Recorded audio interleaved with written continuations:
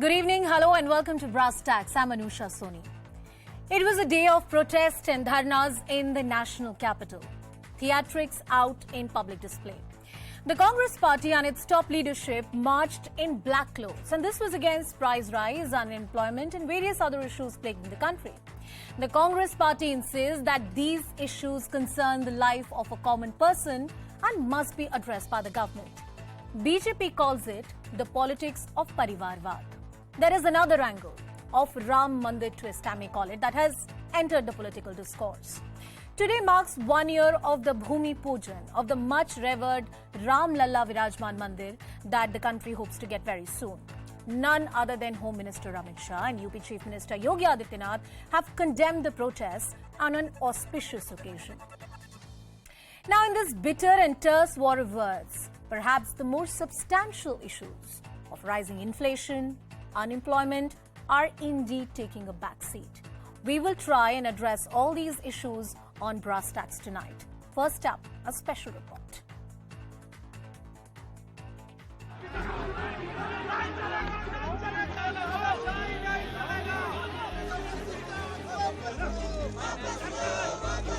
Dharna, detentions, dangal. The Congress escalated its fight with the centre, holding pan-India protests against rising prices, unemployment and GST hike on essential items. Dressed in black, Congress MPs led by Sonia and Rahul Gandhi gathered on the premises of Parliament and raised slogans. And then began their march towards Rashtrapati Bhavan. At Vijay Chowk, the Congress MPs held a sit-in demonstration, and all of them, including Rahul Gandhi, were detained by the Delhi police. लोकतंत्र की हत्या हो रही है. Our job is to raise issues of the people like unemployment and crisis, and we are doing that. I'm happy to be manhandled. Outside the AICC headquarters, the crowds kept swelling as more and more protesters gathered. And right in the heart of the drama was Priyanka Gandhi Vadra. She jumped barricades in her march towards Rashtrapati Bhavan and then sat in the middle of the road as a mark of protest. Like her brother, she too was detained by the police. इनके मंत्री कह रहे हैं इनको महंगाई नहीं दिखती, तो हम पीएम हाउस तक चल के महंगाई दिखाना चाहते हैं, गैस का सिलेंडर दिखाना चाहते हैं, जो आज कोई खरीद नहीं सकता है. But in a big political twist, Home Minister Amit Shah questioned the timing of Congress's protests, coming as it did on the anniversary of Ram Mandir's Bhumi Pujan. Congress ने आज का दिन इसीलिए विरोध के लिए और विशेषकर काले कपड़ों में विरोध के लिए सिलेक्ट किया है कि वो एक शटल मैसेज देना चाहते हैं कि हम राम जन्मभूमि के शिलान्यास का विरोध करते हैं और अपनी तुष्टीकरण की नीति को वो आगे बढ़ाना चाहते हैं. Uttar Pradesh Chief Minister Yogi Adityanath accused Congress of insulting Ram Bhakts. 5 अगस्त की तिथि को श्री राम जन्मभूमि मंदिर निर्माण कार्य के शुभारंभ दिवस के दिन, अयोध्या दिवस के दिन राम भक्तों को अपमानित करने वाला कांग्रेस का यह आचरण एक बार फिर जग जाहिर हुआ है. So was the agenda of Congress's protest the Aam Aadmi's plight, or was it simply appeasement politics? Well, joining us on the broadcast is Sanju Verma of the BJP. We also have Mr. Syed Nasir Hussain of the Congress Party, Mr. Rashid Kidwai, who's an author and political analyst, is also joining us on the broadcast. We also have Mr. Ratan Sharda, who's a political analyst. Thank you, everyone, for joining us on the show. Let's begin with you, Mr. Syed Nasir Hussain. A direct question coming in from none other than Home Minister Amit Shah. He says you did not choose a good date. It's an auspicious occasion. Why were you wearing black clothes? That's his question. Please answer that. I just want to ask the Home Minister, only in the evening did he remember that it was an auspicious day? So all these people didn't remember, didn't know that it was auspicious day the whole day? Since it was Congress all over on television channels, since it was protesting against price rise, inflation, unemployment, which concerns the people of our country. Since they were not in a position to answer on all these questions, both in Lok Sabha and Rajya Sabha, since they were not in a position to give any relief to the poor of this country, since they were not able to answer the GST levied on food products, since they were not able to bring down the prices of petrol, diesel and gas, since they are not able to control unemployment. So now they didn't know what to do. They didn't have answers in the parliament. We have been protesting for the past 3 weeks. Today the third week of parliament session has ended. 3 weeks we have been protesting. They didn't have answer for any of this. So one fine day, today evening, they thought, let us give us a spin. And this is the best way we can give a spin and then start polarizing on this. So I think they should stop resorting to these kind of tactics and answer on the basic questions which concerns the Aam Aadmi, the common man, the Garib Janta of this country. We have been raising through proper channels, through relevant rules in both the houses. They were not able to answer. We asked for a full day's discussion on these issues, but what they gave is 2.5 hours of time for discussion. If all the Rajya Sabha members wanted to speak, they would have got less than 1 minute to speak. And then the Prime Minister doesn't come to any of the house. He doesn't address the parliamentarians, and he doesn't give any relief to the people of the country. And then the Finance Minister, she denies, and all the members of parliament from BJP deny that there is unemployment. Okay. They deny that there is no GST levied. Okay. They deny that the Sanju, petrol, diesel and gas prices have increased. See, they are in a denial mode. So we didn't have I've taken your point. I've I've taken your point, Mr. Syed Nasir Hussain. And this will not end here. We will continue to hit this stage till all this. Let me take these questions to Sanju Verma. Sanju, a direct question to you. Is this a mere spin?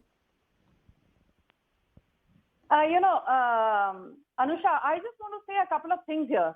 In a democracy, Parliament is the forum where you need to ask questions and get your answers. Equally, in a democracy, you have the right to protest, even if that means protesting on the streets.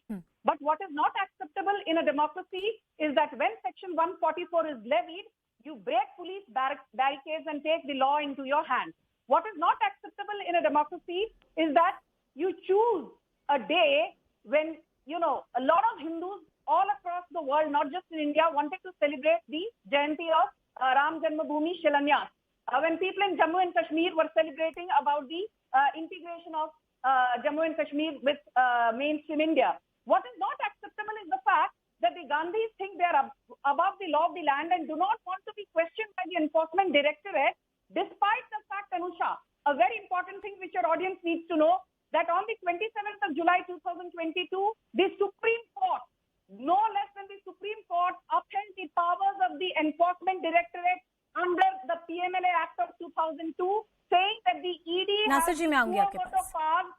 Just a minute. Saying that the ED has powers to make arrests and indulge in seize and seizure operations. When the Supreme Court has upheld the powers of the ED, wide Section 3, Section 5, Section 19, who is Rahul Gandhi wearing a black outfit, or Priyanka Vadra, or the Congress spokesperson carrying a black bandana and trying to say that democracy is being muffled? Democracy was muffled when Nehru carried out the First Amendment in 1951. Democracy was muffled when Indira Gandhi imposed emergency in 1975. Democracy was muffled when Rajiv Gandhi tried to bring... You've made a broad argument. You've made a broad argument. And Mr. Nasir Hussain, please respond to that. We're talking about some core issues of price rise, unemployment. Sir, I'll give you adequate time to respond. There's no problem about that. Just let me add one point. All these issues also pertain to GST, the manner in which certain duties have been levied. The argument is that when the GST Council met, it was a unanimous and a decision that was taken by all parties, all states together. Then why question the central government right now? Anusha, I think the Bharatiya Janata Party spokesperson tried to bring in all other issues except the price rise. She didn't have answers to the price rise. This is what happened during the discussion both in Lok Sabha and Rajya Sabha. None of the BJP MPs, none of them had any answers for this. They were in a denial mood. They were in a denied state of mind. They said there's no unemployment. They said there's no garibi. They said there's no GST, no prices. So the whole point is, you talk about prices, they will say National Herald. You talk about unemployment, they will say there's something else. The whole point is we Sanju, I'll have come been to you. agitating for the past three weeks. This is the third week. Then you say, why did you wear this color on this day? Why did you wear this color on that day? We have been agitating for the past 3 days, 3 weeks. And this is the fourth arrest today by the parliamentarians. Parliamentarians were arrested for the fourth day in this session. This was the fourth day. It is not that the first day we are protesting against price rise. We have been continuously protesting. You pick up the notices that have been given in both Lok Sabha and Rajya Sabha. Every single day we are given a notice of adjournment on price rise. Okay, I'm going to, no. On In all price fairness, rise. The countrymen should know on price. Now Nasir they Saab. don't have answers. That is Yes, the reason why they are Sanju, I'm keeping coming the to you. I'll give you the opportunity. No, Nasir Saab, I'm going to ask that direct question to Sanju as well. Sanju, प्रभु श्री राम में और मंदिर बन रहा है, वहां पे आस्था का तो ये ऐसा विषय है जिसमें हम सबकी आस्था है. I don't think there can be a debate about that. But the Congress party is asking that when we are discussing price rise, when we are discussing unemployment, when these are critical economical issues on which the opposition party is protesting, why bring a matter of faith? You know, Anusha, आपने बहुत सही कहा, श्री राम भगवान में हम सबकी आस्था बसती है. But it is the same Congress which in 2006 and 2007 filed an affidavit in the Supreme Court, not only doubting the existence of Prabhu Ram, but doubting the veracity of Ram Setu. And Shashi Tharoor went on to say, if BJP wins Lok Sabha 2019, we will see the rise of Hindu Taliban. The word Hindu Taliban was coined by Shashi Tharoor. So Congress is the last party which needs to give a lecture on Hinduism. But coming to your very important question and what the Congress panelists spoke about inflation. First and foremost, you know, and in 10 seconds, I want to tell your viewers this. Inflation under the Modi government in the last 8 years is 4.9%. In the 10 years of UPA 1 and UPA 2, it was 8.4%. Under Indira Gandhi, it was 8.36%. Yes. The highest was under Narasimha Rao at 10.49%. I will just finish by saying one more thing. Globally today, even a country like the US, which 2 years back used to struggle with 2% inflation, is seeing 9.1% inflation. Just 24 hours back, Amisha, the Bank of England has said that the United Kingdom will go into a recession and will see inflation at 13%. Yes. Whereas 2 years back, Yes. UK did not even have inflation of 2%. The point is inflation is global in nature. Can I come in? Yes, Nasir Saab, I'll come to you. Swan Just give me events. 2 minutes. Please. We have global inflation because of two black swan events, Anusha. One was we had the COVID pandemic, the first pandemic to hit the globe in more than 100 years. Then in early 2022, we had the second black swan event. Sanju, for the Russia I do take the point, and this is a matter on which you actually have a domain expertise as well. But that being said, we can't forget the real political issues. BJP was a formidable opposition. These are the same issues on which you can question the UPA government, and rightly so. And this is the same reason that this government got an overwhelming majority, not once but twice, because it connected with the issues of a common person. Very well said, Anusha. I will just take 10 seconds. You've actually raised a very pertinent point, and I'm not, indulging in shoot and shoot politics like Rahul Gandhi. I just want to say one thing to you, Anusha, that, GST on loose atta, loose dal, loose besan, loose vegetables, loose dahi, loose lassi is still 0%. And even in pre-GST era, states like Punjab used to collect 2,000 crores simply by having GST on atta. Uttar Pradesh, when it was not ruled by the BJP, used to collect 700 crore on atta alone in pre-GST days. And one last point I want to make. Also let us not forget one more thing. Congress is talking about inflation fine. Do you remember last November we reduced excise duty on petrol and diesel by 5 and 10 many rupees? opposition states did not. In May 2022, Anusha, we again reduced excise duty on Yes, sir, petrol I'm coming and to you after diesel. this. In May 2022, we again reduced excise duty on petrol and diesel by 8 rupees and 6 rupees. Okay, Now, Sanju, your ask point the is taken. Congress Point is taken. spokesperson, A have quick they response. reduced VAT? Have quick they reduced response. VAT on petrol and diesel? Anusha, A quick response from Anusha, Mr. Syed Anusha. Nasir Hussain, and then I'll bring in you Mr. reduced Rashid VAT Kidwai on and Ratan petrol and Sharda into the debate. Yes, Mr. Hussain, please go ahead. Yeah. Anusha, the problem with Bharatiya Janata Party is either they live in the past or they do jumlabazi of the future. This is what the finance minister also did. If something has not happened in this country, they blame all the Congress regimes. Now, if we are asking for the problem, a solution for the problems of the present day, present situation, they will say recession nahi aayega. This is what some journal in America wrote, that there will be no recession in India. I would like to remind the spokesperson and the viewers of this country, during the UPA era when Dr. Manmohan Singh was the Prime Minister, there was recession all over the world. Yes, but but not UPA in India. did control. Stop. They saw to it. There's no recession. They controlled in the inflation. Now you have to live in the present day. Don't you think GST is levied on food products? There's no GST on milk. There is no GST on curd, honey, atta, dal, everything. See, they're denying that. There's no on loose suji, on loose vegetables. Can I Yes, complete? yes, Can I Mr. Hussain, complete? please Can I finish, please complete? finish, Can I please complete? finish. Can Please can finish. I complete this? I Please didn't finish. intervene. I didn't interrupt. I didn't interrupt. But And talk and about BJP VAT. says, Have you reduced VAT and BJP on says, people in Rajasthan? BJP says, Have you reduced Arre, VAT can I on complete? No. please? Can I would didn't- request didn't both of you, interrupt Sanju ji I didn't and interrupt Nasir you. Hussain ji. Have A some- civil have some debate, manners please. of Yes, debating Mr. on Hussain. television Mr. Hussain, channel. nothing personal, please. Mr. Yeah. Hussain, please go ahead and make Yeah. your point. Yeah. Make your point. And the point is, the philosophy in this country and most of the developing countries is you tax the rich. You tax the rich and help the poor. And here, the government says they are taxing only those food products and only till 25 kgs. And beyond, if somebody is purchasing beyond 25 kgs, he will not be taxed. But Mr. Hussain, who will buy one no, kg you're half? right about No, the no, broad let- issue, let- but when let it me comes to complete. Let me- GST, when it comes to GST. Anusha, let me complete. Yes, finish your Anusha, you point. give your time to BJP. I'll give you time to give you as well, some sir. I'll give you time See, as well. Yeah, please.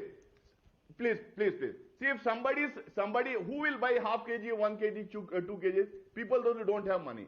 Who will buy more than 25 Anusha, I need kg? The to people come in. those who have Sanju, money. I'll come to you. So you are taxing the poor and helping the rich. I No, I should need tell to if come they in had now. saved out 8.5 lakh crore rupees Okay, which they okay. are given to their... No, I would Anusha, request, please.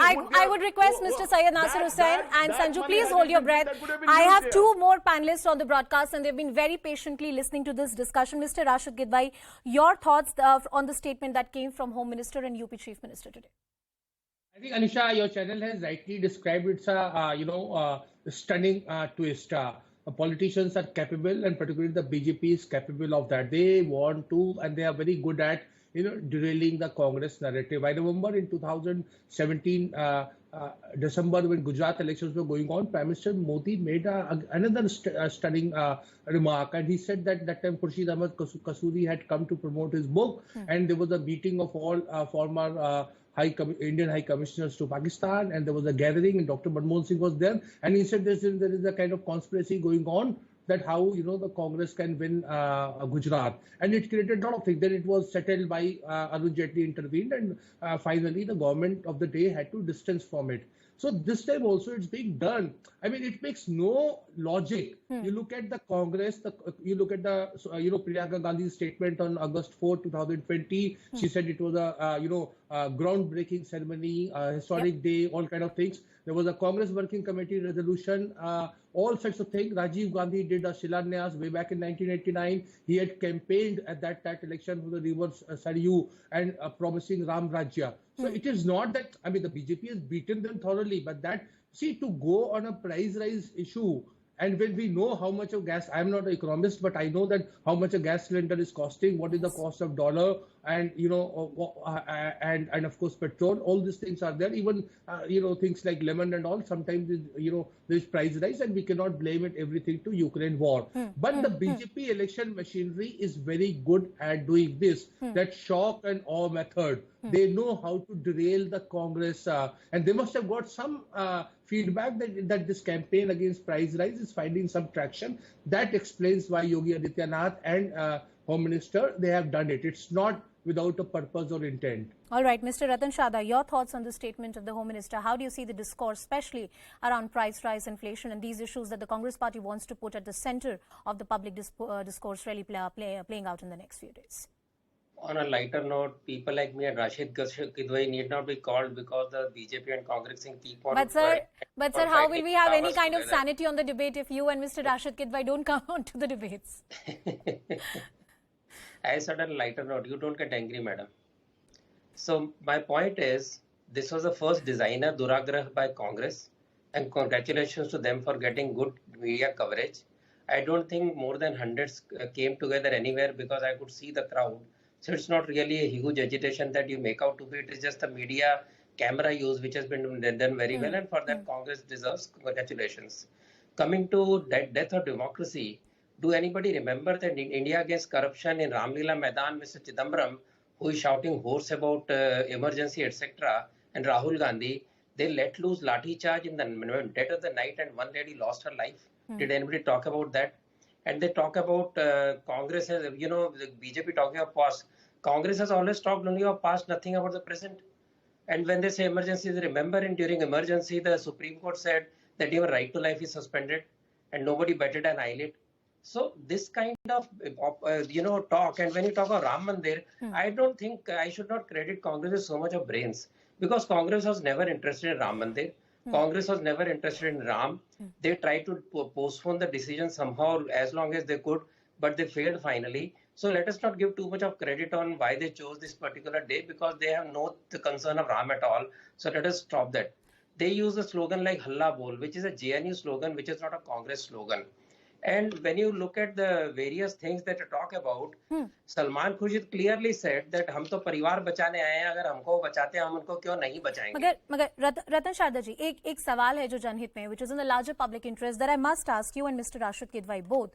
While we may call it a smart political tactic, while we may agree that Congress historically has not favored the construction of a Ram temple, there are far more pertinent and important issues: price rise, unemployment, inflation. A lot of this can be attributed to the global factors. My question, sir, is that why is it that we don't have a constructive debate and dialogue on an issue like this? And it's only about political bickering, whataboutery that happens between parties. In Parliament, I listen every day to Nirmala Sitharaman giving point-by-point rebuttal. When you raise a question, you have a right to sit in the Rajya Sabha or Lok Sabha and listen to the rebuttal. But as soon as the rebuttal starts, they go out, they walk out. So this is not the way to have a debate. No, you can't have debate your way, that if you talk only in my language, I will accept it.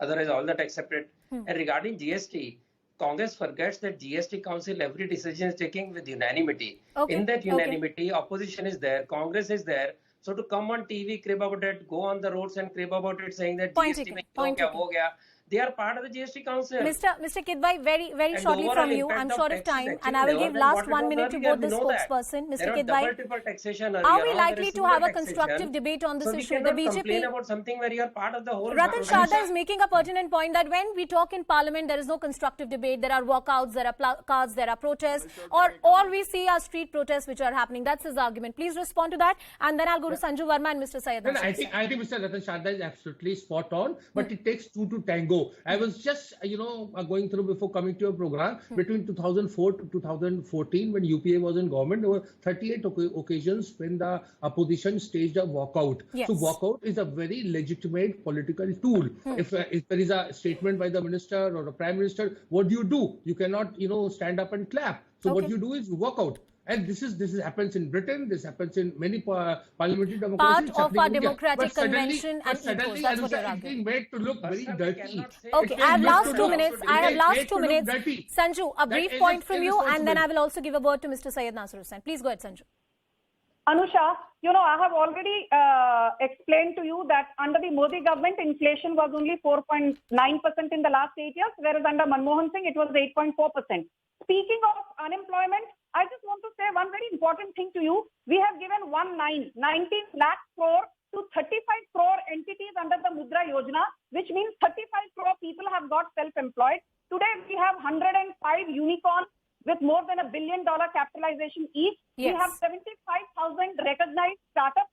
And quickly, one very important thing which your channel should be able to communicate to your audience is that every month in the EPFO, we are adding 1 seat, 13 lakh subscribers, which means in a year, 1.56 crore, which means in the argument, Sanju, that you're making is that the formal economy and the tax ambit is increasing.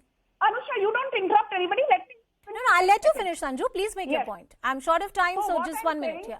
What I'm saying, if you assume 13 lakh people are being added to the EPFO subscriber base every month, it means 1.56 crore people are being added every year, which means, Anusha, in the last 8 years, 12.48 crore people have entered the formal sector in terms of employment. This is a huge achievement. 12.48 crore. Point taken, Sanju. Let me bring in another speaker as well. I have just 1 minute. Mr. Syed Nasir Hussain, make your point. See, I just want to ask the BJP spokesperson, what is the growth rate now, and what was the growth rate during Manmohan Singh Saab's time? It was around 7. It was around 7 growth rate. It was less than 4. It was less than 4 even before COVID. Even before COVID, it was less than 4. The point number one. Point number two. Yes, Mr. Hussain, please go ahead and make your point. Make your point. Make your point, Mr. Hussain. Mr. Hussain, make your point. Mr. Hussain, make your point. And second, if all is good, why are there no jobs? If all is good, why are they levying GST? If all is good, why are the rate prices of petrol, diesel and gas not coming down? If all is good, why is the rupee falling? If all is good, why is the country not developing? If all is good, why are the poor on the roads? If all is good, why is the rate going up? All right, Mr. Nasir Hussain and Sanju Verma, please, this is not the civility of the debate. Ms. Sanju Verma, Syed Nasir Hussain, Rashid Kiddai, Ratan Shada, I thank you all for the time. And I only hope as a citizen of this country that these big issues which concern the life of an ordinary individual, a common citizen, are debated with parliamentary decency, democracy and courtesy. Moving on, here's another big debate, and this is a concern which is clearly being watched by various countries across the world, a global concern.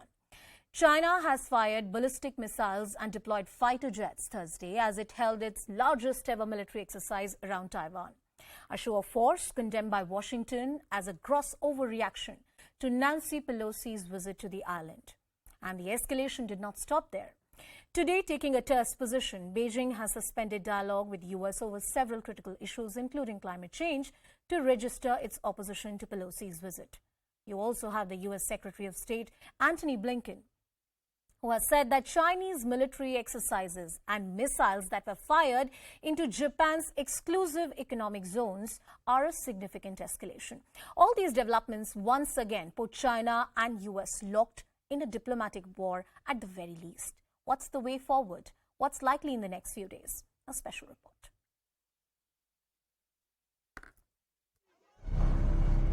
A historic visit has turned into a full-blown international crisis.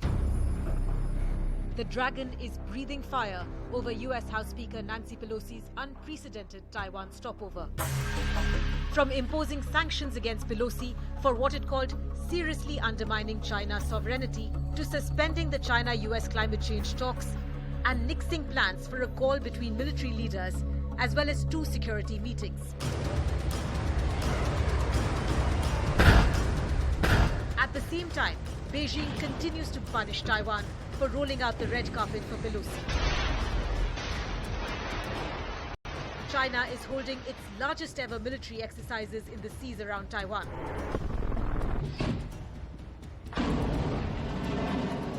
Live missile drills and rocket launches, scrambling jets and choppers over Taiwanese skies, China is ratcheting up the war rhetoric. These provocative actions are a significant escalation. China has chosen to overreact and use Speaker Pelosi's visit as a pretext to increase provocative military activity in and around the Taiwan Strait. While Beijing accused Pelosi of disregarding their concerns and opposition to her visit, she was unfazed. They may try to keep Taiwan from visiting or participating in other places, but they will not isolate Taiwan by preventing us to travel there. With neither side refusing to blink, how worried should we be about a possible military conflict? Well, joining us on the broadcast is Mr. Glenn Carl. He's the former CIA officer and author. We also have Manju Seth, who's a former diplomat. Glenn, I'm coming to you and taking in a word from you first. We've had a statement coming in from Antony Blinken, and he's called this a significant escalation. In the next few days, as Beijing is also taking certain diplomatic stands, suspending conversations with the United States, how do you see this really playing out? I think that Blinken spoke accurately. The Chinese, as a general principle of statecraft, ambiguity is always good. Now, on both sides, Pelosi's trip and Xi Jinping's response have lacked ambiguity. And they are boxing each side in. Xi, by having played for over a decade, and the Chinese Communist Party for 30 years, having played the nationalist card, now has to prove his manhood to a large number of bloggers and reactions in the Chinese media that are quite critical of Chinese cowardice and weakness about Pelosi's trip. He might want to respond, but he essentially has to, or to appear weak. Pelosi, by announcing her trip at this time, has made it hard for the United States to ignore the Chinese reaction. So both sides actually are boxing themselves in. Now, I think the U.S. position, as expressed, demonstrated by Pelosi, is fundamentally the correct one. I don't think this is the right time really to do it, given that we have a larger issue to deal with in Ukraine and Russia right now. Glenn, you made an interesting point about ambiguity as a tool of statecraft and how US has had it. China doesn't seem to be having it. Is that an asset or a strength that they have in the changing world order, or the dominance that they want to show to the rest of the world, directly challenging United States of America? Well, they have a different series of objectives. They seem pretty clearly to reject the normative international order, at least as it has been expressed with regard to international law of the sea, international relations, economic relations, and diplomacy in South Asia, from India to Guam, and at some point that may well cause a clash, not just a series of disagreements. I don't think this is the right moment for the United States to draw a line in the water, as it were. But yes, China and the United States, China and every other nation have clearly incompatible conceptions of how the international order should function in South Asia. Very interesting. You say that so succinctly, and you point out, Manju, would you agree? The argument which is being made by Glenn is that this is not the time US can draw that line or even ask China to toe that line. And China is becoming more and more aggressive and assertive at the global stage. And the international order, that's what they're trying to change. Absolutely. You can see that they see this moment as a provocation. This whole visit is a provocation. China says it is a provocation, and they have taken, as Glenn said, a direct reaction. They have not shown any ambiguity that was carrying on that they were sort of adopting all this while. But the US has still maintained its ambiguous stand, strategic ambiguity, so to speak, vis-a-vis Taiwan. And China has, again, has not shown that, though earlier it was a bit, it did have an ambiguous thing. But it is also, the other thing that we have to remember is that it has become very, very powerful, and it can see that the geopolitical and geostrategic shifts taking place across the world. Yeah. And their perception is that the US is now more weakened than it ever was. And so they think that since their economy has grown and it's the second most economically powerful country in the world, it feels it can challenge the US's influence in this region, in Asia, and in Taiwan. Manjuji, that's exactly the point I want to understand from you. And, this is a similar point that Glenn had also made about strategic ambiguity. So far, it has served the U.S. interest on the global platform. But things are changing. And this is a far more aggressive and assertive China, which makes this strategic ambiguity look like a weakness. Is that sustainable for the U.S. in the next few years? It is, I think, strategic ambiguity for as statecraft, as mentioned by Glenn, is a very useful tool. But given China's aggressive and assertive stance at the moment everywhere, in the Indo-Pacific, in the South China Sea, in South Asia, everywhere, this may not, the US may not be able to carry on with this approach much longer. At least not in the economic field. They will have to put pressure on the economic field, and you have seen today already that US has, China has imposed sanctions. It has called off climate talks, etc. So it is trying to pressurize the US and taking retaliatory measures for this visit by Nancy Pelosi to Taiwan. But But whether militarily the US would like to take any action right now, I think that would not maybe counterproductive. Yeah. But economic hardship will have to be, or costs will have to be imposed if we want China to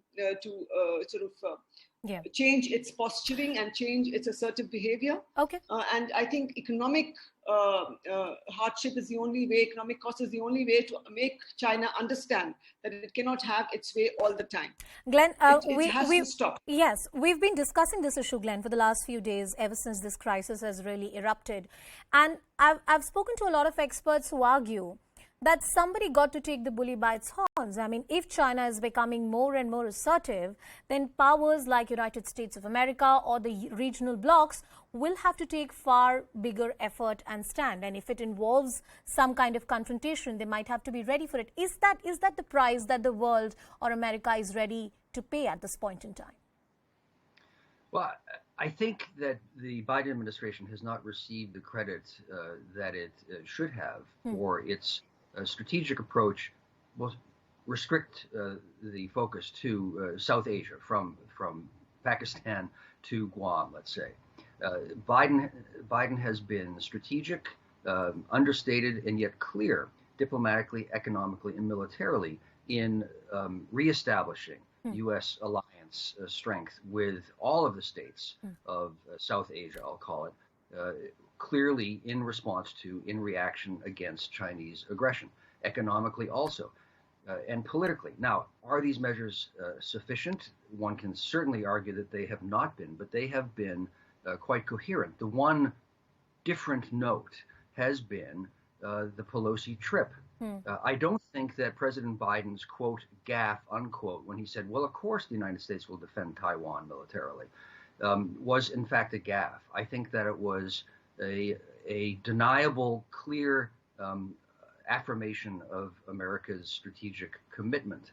What I think, however, should have happened should happen, it has been happening, and that is, we all need to remember Sun Tzu. I keep saying this, and it sounds trite in the context of talking about China, which is that you change the realities on the ground, the objective correlation of forces, so that you don't have to have a military conflict. That means arming Taiwan so that invasion becomes such a costly decision to make that they would be wise enough to see that they shouldn't make it. All of this has been happening, perhaps not enough, but it has been happening. This visit does seem to be a clear decision, I think, to draw a line. I think it's premature and poorly timed, but as the other lady pointed out, at some point, the state needs to do that. Yes. Yes. Manjuji, I'm coming to you. I just have 1 minute, but I want your perspective on how this entire confrontation in the Taiwan Strait is a huge concern for the ASEAN countries. Are you asking me? Yes, Manjuji, I'm asking you. For the ASEAN countries, absolutely, because you can see, you've seen in the past how in the South China Sea it has claimed and imposed its sort of will on these browbeaten all the ASEAN countries and to follow what it says, and it has laid claim to some territory which was did not belong to them, including of Japan, including of the Philippines, of Vietnam, and said that it belongs to us. So they have their concerns will be much higher now with this new, if anything happens, or if this so-called military exercises go out of hand, or if there's any accident, so-called accident or accidental, fallout of this, it's going to be very, very unfortunate. And the ASEAN countries are indeed very worried, and even they've called for de-escalation, but even during this ASEAN meeting that is ongoing, they have expressed concern, but it's very difficult for them to take any concrete action, for sure, given that China is such a big and powerful country in the region. So they are not able to counter China's assertiveness on their own. And one doesn't So even know ASEAN- that what kind of countermeasure will be perceived as some kind of provocation by Beijing. So all countries are very, very careful. But Manju Seet and Professor and Glenn Clark, thank you so much, both of you, for joining us on the broadcast and getting us all your views and perspective on this very important story. Here's an exclusive conversation that we get for you. Professor Victor Gao, who is the spokesperson for the Chinese Communist Party, is joining us on the broadcast, getting us the perspective as to what the Xi Jinping and his administration really thinks. Thank you so much for speaking to us. Are we likely to see further escalation in the Taiwan Strait? Will China take this confrontation to yet another level? Be permanently banned from entering Taiwan again. For the U.S.-China relations, China has already announced a whole series of measures to discontinue or to suspend the cooperation between China and the United States, including in the military area, in law enforcement area, and also, unfortunately, in the climate change cooperation, for example. Therefore, I think China has rarely taken such firm actions in dealing with the United States to demonstrate its full commitment to defend its sovereignty and territorial integrity. I think the cross relations from today on will never be the same, because China is exerting its sovereignty over Taiwan, and everyone in Taiwan, as well as all the other countries in the world, should now fully realize that China is exercising its sovereignty over Taiwan.